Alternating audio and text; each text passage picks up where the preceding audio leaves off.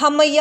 Team India లెక్క సరిచేసింది. ప్రత్యర్థిని 55కే కుప్పకూల్చిన తాను బాటుతో తడబడి తొలి రోజు అవకాశాన్ని పూర్తిగా సద్వినియోగం చేసుకోనట్లు కనిపించిన రోహిత్ సేనకు ఆ 98 పరుగుల ఆధిక్యమే అమూల్యమైపోయింది.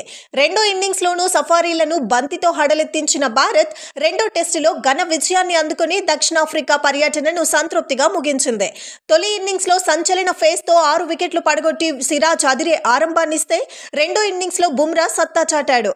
6 వికెట్ల ప్రదర్శనతో ఆతిథ్య జట్టు పతనానికి శాసించి టీమిండియా విజయానికి బాటలు వేశాడు.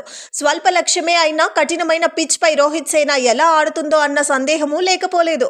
కానీ భారత్ ఎలాంటి తడబాటుకు అవకాశం ఇవ్వకుండా పని పూర్తి చేసింది.